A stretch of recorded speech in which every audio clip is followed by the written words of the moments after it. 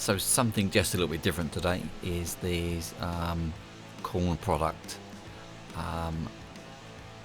tank wagons from Hornby. They come in a rake of 3, so we're going to be working on number 1 today. And they're a little bit different to the normal tankers because we would normally be using rust and oils for the tankers, but these are food products, so they're not going to be as rusty and oily. So first thing I wanted to do was to take back the livery just to make it look a little bit more faded and loosen some of the colour. These are printed at the factory, they're printed white, and then the red drop shadow goes over the top of that. So as we use the fiberglass pen, it just takes the red off, and the more we rub on that, the panel lines will start to show through as well. You can just see it appearing on the O. And you need to do as much or as little as you want, really. So we're just going to go a bit around and across just to fade it. Probably doesn't show as much on here as it really does, but it does look, it's quite a nice subtle effect.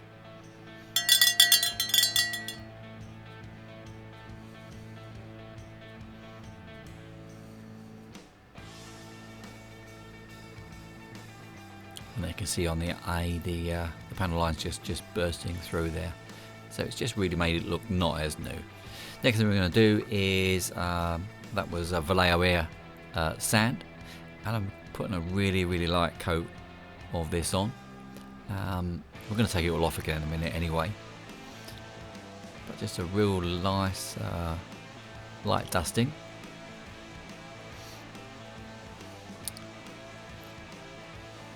Just do one side at a time, we don't want it to dry, it becomes a bit difficult. So with a cotton bud, or you can use a cloth. I've used a cloth as well a bit later on, didn't show that on camera. We're just going to wipe as much off as we can. Don't need to be too precise because the the coats of more dust and grime we're going to put on later will obscure most of this, but it's a nice sort of base to start from. And the idea is that the manager of the yard has sent Sid the apprentice out to clean the wagon, and he's used a yard broom and a bucket of water and obviously missed a lot. So around the panel lines there'll be build up of dust and grime.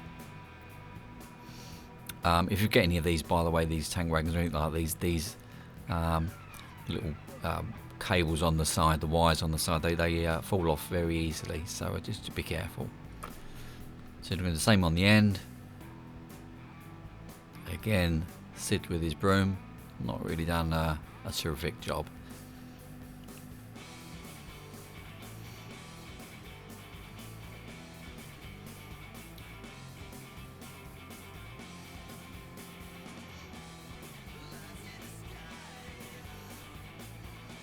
So that's the first stage completed. Next thing we want to do is we're going to add in some sort of water streaks. Now we're using a buff oil brusher. These are quite nice. These are pre-mixed oils, so they don't need to add thinners if you, unlike if you're going to use it straight from the tube. These last forever. Well, they last a long time anyway.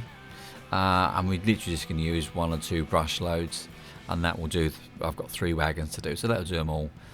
The brush that comes with it is much too big for what we need, so this is I think it's a number 2. And we're just going to dot on a few places where we're going to want the streaks to appear.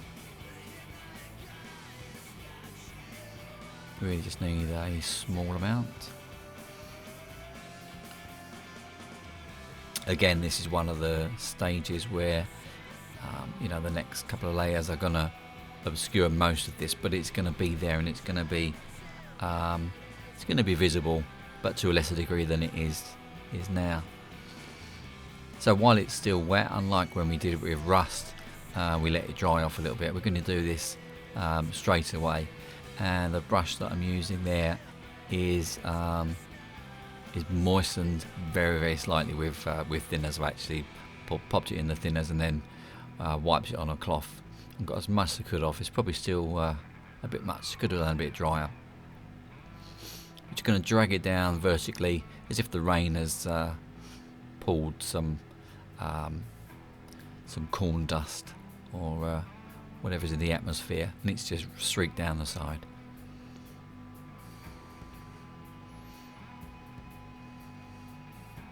The effect looks a bit heavy here, and once it dries, it looks different as well. But the good thing with oil is that if you don't like it, you can just wipe the whole thing off again. You just use some thinners and start it off again, or you can just get a smaller brush and just modify certain areas.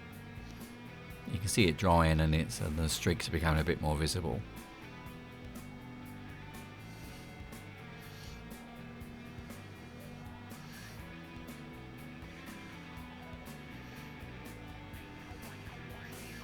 And we'll do the same below that that cable there. On some older painted liveries, the paint would run, so you might get white streaks coming, especially the white. It would start to run, and you'd have it running all down the side of the wagon. So that's kind of one of the things that we're trying to emulate here.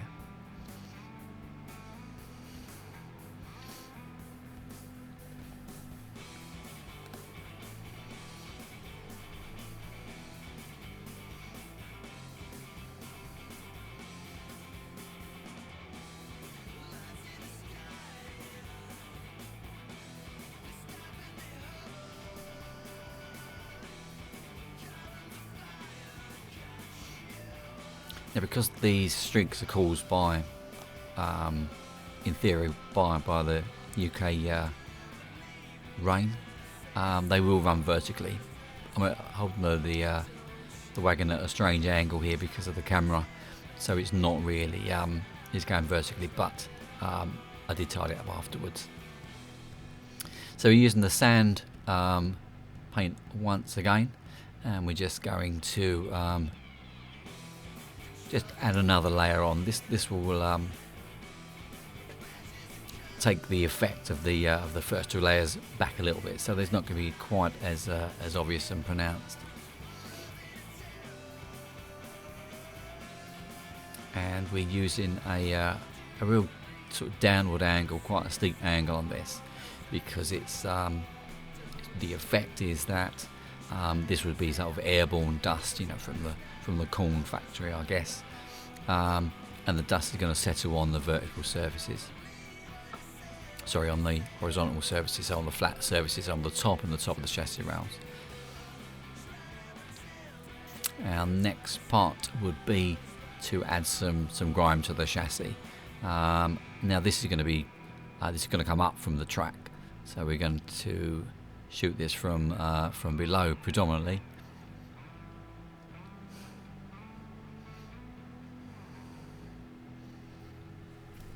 This particular one is called US Earth Red, just a colour that I have and I quite like. You may have your own choice, depends on what area you're modelling in. You may want a different colour. So just pop along the sides, and then at the ends of the tank, it's going to collect some more grime, really at the bottom half of the tank wagon.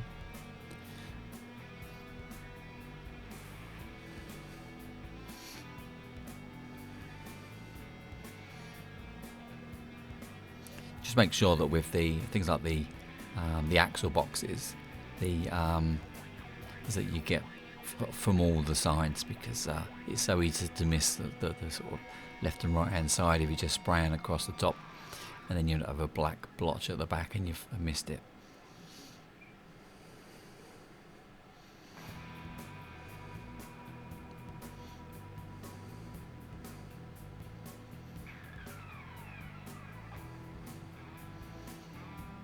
Okay, last thing I want to do is just to paint in the couplings as well, just to make them look the same colour rather than being bold black.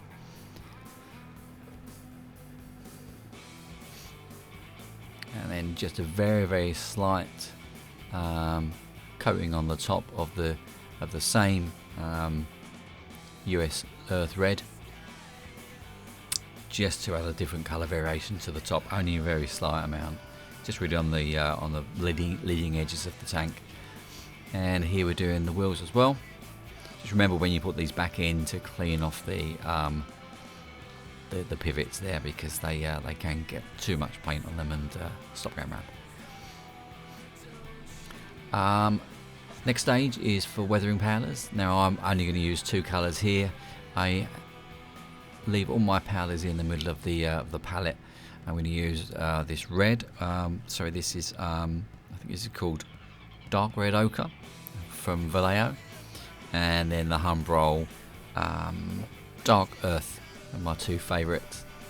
And I use them in the palette like this, in the well of the palette, because I can just mix them and make more tonal variations. And you can see there's also soot and some different colour rust in there. I can pull bits of those in just to make it look a little bit different. So first thing we're going to do is with the brightly coloured orange rust. Yeah, just a few places around the wagon on the buffers.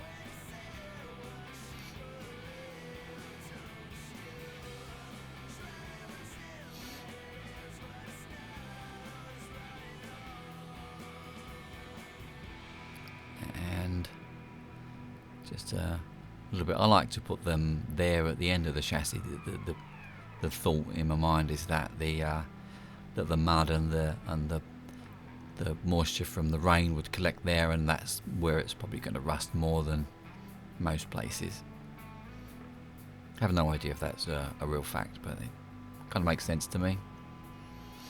And then we're going to use the weathering powder, and that will just take the edge off of that bright orange rust.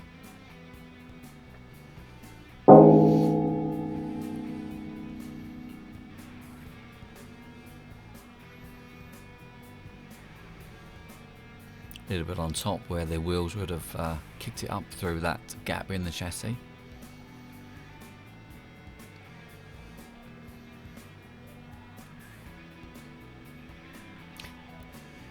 And the wheels as well. Now don't forget, when we're going to put a lacquer on this in a second, it's going to take the edge off of these colours as well. They're going to mute down, and some are going to get probably blown away a little bit by the air gun. So the colours will be a little bit more muted. Next we're going to use a matte lacquer it's a matte varnish from Vallejo. And this just seals everything in, just make sure all the weathering powders stay put, and that handling it won't rub off. And it makes it a bit more durable.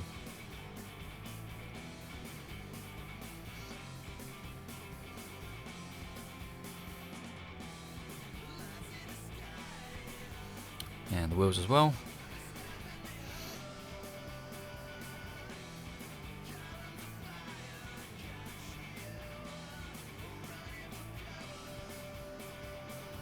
Okay, final bit is we're going to pop the wheels back in. I didn't make this look particularly easy, but it obviously is. I'm just trying to get an angle for the camera, and it was a bit more of a mission than I thought it would be.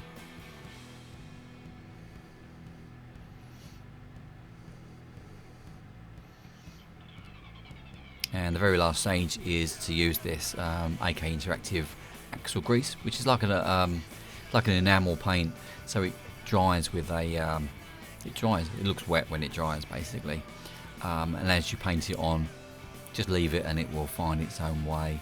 It will sort of seep in and make it look like a little oil stain. So you use this around the bottom of the axle boxes, anywhere where Sid may have applied some oil and made a mess, and then on the back of the buffers as well. I normally just touch in just a small amount if I can get a camera angle. There we go. Normally just touch it in and then quickly rub it off with my thumb, just to touch it like that. And then the final bit on these little springs that are moulded in. So that's about it. Thanks for watching. Speak soon.